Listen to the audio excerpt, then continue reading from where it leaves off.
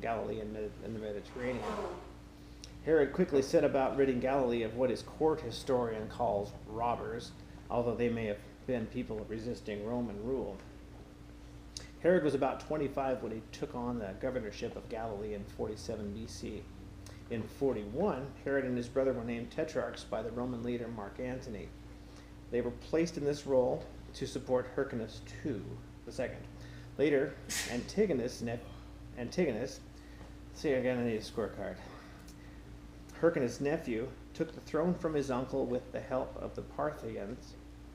Herod fled to Rome to plead with the Romans to restore Hyrcanus II to power. Though, of course, the Romans had a special interest in Judea because of Pompey, because that placed Roman influence in the area. So while in Rome, Herod was unexpectedly appointed king of the Jews by the Roman Senate. Rome went back to Judea to win his kingdom from Antigonus. Judea had been ruled autonomously by the Hasmonean kings from 140 BC until 63 BC.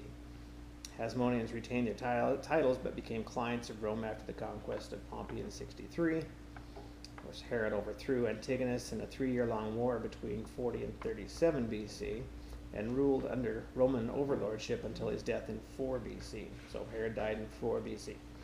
Toward the end of the campaign against Antigonus, Herod married the granddaughter of Hyrcanus II, another one of those weird names, Mariamne, who was also a niece of Antigonus. So they didn't really marry too far out of the family, I guess. Herod did this in an attempt to secure his claim to the throne and gain some Jewish favor. Hey, I married the local girl, sorta. She was a Hasmonean or Hasmonean, whatever. Anyway, Herod forgot or didn't really say too much about his already being married to a gal named Doris and having a young son named after his grandfather, Antipater, and therefore chose to banish Doris and her child. Anyway, Herod was, we're familiar with Herod in the Second Temple, or Herod's Temple. He had a lot of colossal building projects throughout Judea. Although the biggest one was the expansion of the Second Temple, which kind of became unofficially known as Herod's Temple. And it was actually one of the largest construction projects of the first century. Josephus records that Herod, I want to say Harold, was interested in perpetuating his name through building projects. That is, construction programs were extensive and paid for by heavy taxes. But really what his masterpiece was supposed to be this temple. So the old temple built by Zerubbabel and those other folks was replaced by a magnificent edifice. An agreement was made between Herod and the Jewish religious authorities. The sacrificial rituals were to be continued unabated for the entire time of reconstruction, and the temple itself would be reconstructed by the priests. So Herod's son, Herod Archelaus, that sound right? Archelaus ruled from 4 BC to 6 AD. Archelaus is mentioned in Matthew 2:13 through 23. When he arose, he took the young child. This is talking about Joseph and Jesus and Mary. When he arose, he took the young child and his mother by night and departed into Egypt, and was there until the death of Herod, that it might be fulfilled, which was spoken by the Lord by the prophet, saying, Out of Egypt I have called my son. Then Herod, when he saw that he was mocked by the wise men, was exceeding wroth, and sent forth and slew all the children that were in Bethlehem, and in all the coasts thereof, from 2 years old and under, according to the time which he had diligently inquired of the wise men. Then was fulfilled that which was spoken by the prophet Jeremiah, saying, In Ramah there was a voice heard, lamentation, weeping, and great mourning, Rachel weeping for her children, and would not be comforted, because they were not. But when Herod was dead, behold, an angel of the Lord appeared in a dream to Joseph in Egypt, saying, Arise and take the young child and his mother, and go into the land of Israel, for they are dead which sought the young child's life. Of course, you remember that Herod was really ticked off and had all the 2-year-olds and under killed. Anyway, and continuing, And he arose and took the young child and his mother, and came into the land of Israel. But when he heard that Archelaus did reign in Judea, in the room of his father Herod, he was afraid to go thither. Notwithstanding, being warned of God in a dream, he turned aside into the parts of Galilee. And he came and dwelt in the city called Nazareth, that it might be fulfilled, which was spoken by the prophets, that he should be called a Nazarene. Now here's where I had to stop and grab a scorecard, because I was having a hard time with my Herods. I didn't realize there were so many Herods. So, first Herod, Herod the Great, ruled from 37 to 4 BC. He's the guy in the Christmas story. Super powerful, client king, answerable to Rome, wasn't your cuddly kind of guy at all. Actually, you wouldn't invite any of these Herods to become your next best friend, but hey, he was a great, supposedly, otherwise. Anyway, Herod Archelaus ruled from 4 BC to 6 AD. He was one of Herod the Great's 3 sons mentioned in the Bible. He's the one who tried to trick the wise men. He killed the babies in Bethlehem, not to mention some of his own sons and wives. He received 1/2 of his father's territory, the area surrounding and near Jerusalem, Judea and Samaria. Joseph was unwilling to move Mary and toddler Jesus to Bethlehem after fleeing to Egypt because Bethlehem was in Herod's territory. And like his father the Great, Herod Archelaus wasn't known to be very cuddly. He got replaced by a Roman procurator less than 10 years into his reign. That's why Pontius Pilate is the man in charge of Jesus' crucifixion rather than one of the Herods. Herod number 3, Herod Antipas, who also ruled from 4 BC through 39 AD. Jesus called him the fox in Luke 13:32. He received 1/4 of his father's territory, Galilee and Perea. He divorced his first wife and married Herodias, the wife of his brother, who was yet a different Herod. He's the one who killed John the Baptist. Pontius Pilate sent Jesus to see this Herod as part of Jesus' trial, since this Herod was visiting Jerusalem at the time Jesus was sentenced to death. And this is the Herod that Pilate became friends with that day, Luke 23:12. Herod number 4, Herod Philip the Tetrarch, ruled from 4 BC to 34 AD. He got the remaining 1/4 of his father's territory, north and east of Galilee, mostly ruled over Syrians and Greeks, married his niece, Salome, the daughter of Herodias. This is Herod Antipas's wife. Herod number 5, Herod Agrippa the First. He ruled from 37 AD through 44. He's grandson of Herod the Great and nephew of Herodias, Herod Antipas's wife. Eventually ended up ruling over even more territory than did his grandfather. In the book of Acts, he is known as the one who put Peter in prison in Acts 12:1-5, although he couldn't keep him there. Chapter 12, verses 6-19. Also, this is the one who did not give God the glory, when referred to as a god by the people of Tyre and Sidon, and this was struck by an angel and eaten by worms. Well, that'll help you remember that Herod. That's a wormy Herod. And then the last Herod, Herod Agrippa II. He ruled from AD 50, long after the end of the Jewish War, and he died around AD 93. Like his father, Herod Agrippa I, and great-grandfather Herod the Great, he ruled over a large territory.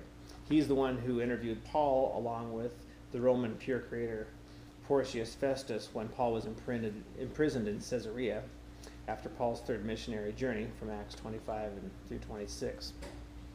Agrippa exclaimed to Paul in Acts 26:28, "In a short time you will persuade me to become a Christian."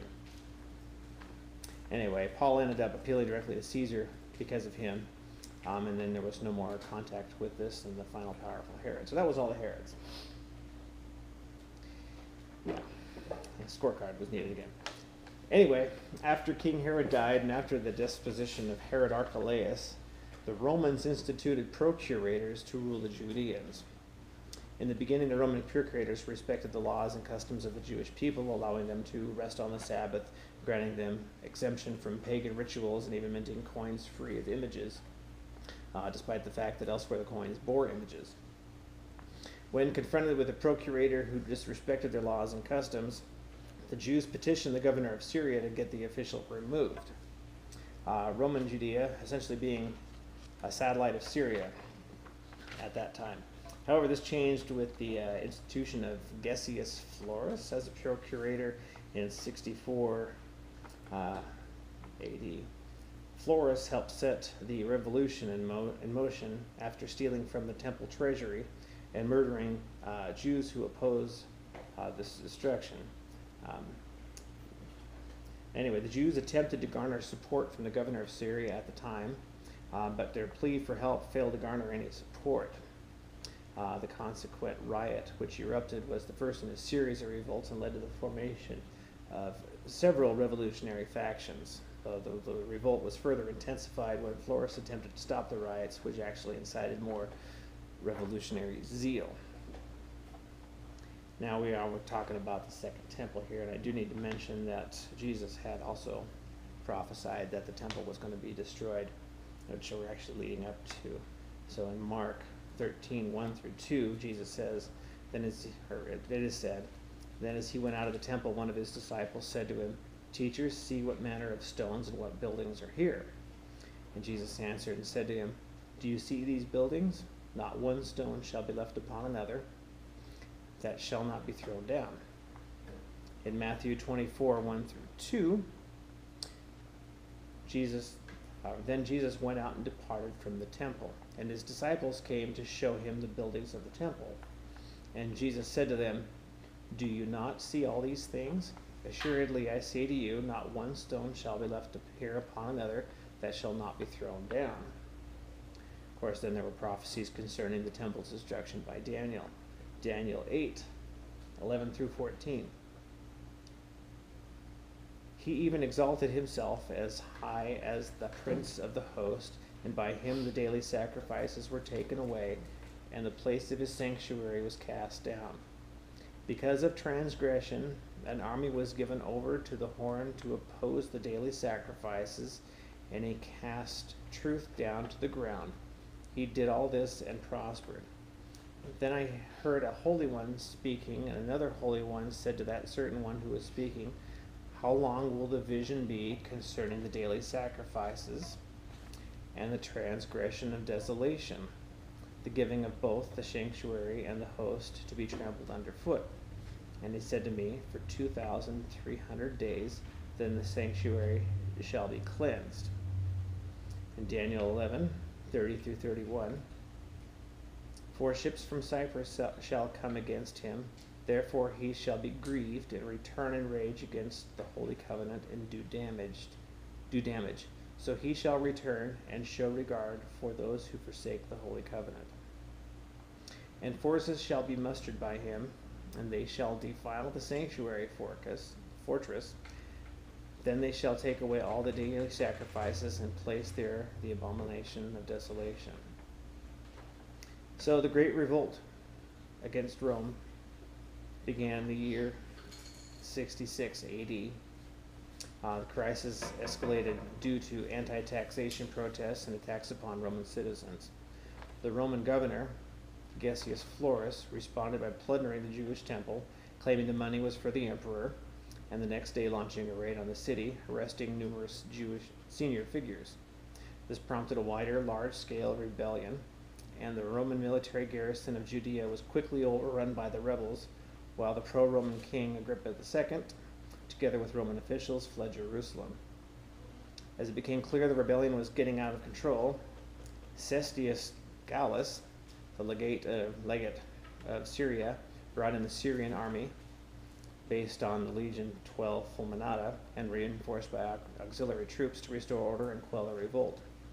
Despite initial advances in conquest of Jaffa, the Syrian legion was ambushed and defeated by Jewish rebels at the Battle of Beth Horon, where 6,000 Romans were killed and the legion's Aquila lost, a result that shocked the Roman leadership. And each one of these Roman legions had this Aquila, which is basically this golden eagle that they were do just about anything to keep a hold of. And there are points in history where the Romans went through great lengths to recover these Aquilas, and this is one they never got back. A gentleman was named by the name of Titus was moved in to besiege the center of the rebel resistance in Jerusalem in early year 70. The first 2 walls of Jerusalem were breached within 3 weeks, but a stubborn rebel standoff prevented the Roman army from breaking the third and thickest wall. Following a brutal 7-month siege, during which zealot infighting resulted in burning of the entire food supplies of the city. The Romans finally succeeded in breaching the defenses of the weakened Jewish forces in the summer of the year 70, and the Second Temple of Jerusalem was destroyed. And in fact, you can still go to Rome today and see this Arch of Titus celebrating the Roman sack of Jerusalem and the temple, which is still standing there. So that is what I have, and I thought I saw the hand of God through most of this, keeping the temple in shape so that Jesus could be there in his days and complete his work on the earth and complete the fulfilled the prophecies done by him in that day. And any questions? Comments? Complaints? So what are the preterists